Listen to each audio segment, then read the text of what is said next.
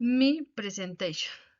English Dog Works Level 1, Teacher Edlin Lial Over Mare, Student Jimena Pineda Reyes, Sena.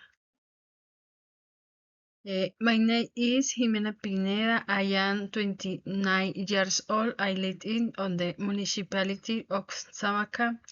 I am technologist in minute operation and supervision, and I am currently in the I semester of civil engineer.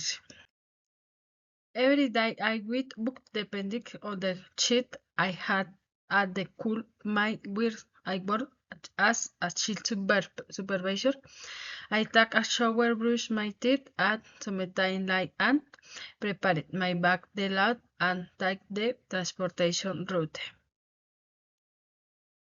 Before leaving, I make the bed, sweep the room as Polly and Axel. We are two dogs rescued from the streets. They are mixed breed dogs. They are not purebred. I go to work and carry out my duties as a supervisor. I stay out the my 4, 6, the 7 hours and the transportation route picks me up to the route hot. With I read, I feed my dogs again. Since then is the cool mine, I will screen come hand dirty, so I take a shower at some time and the that start working on my university assignments.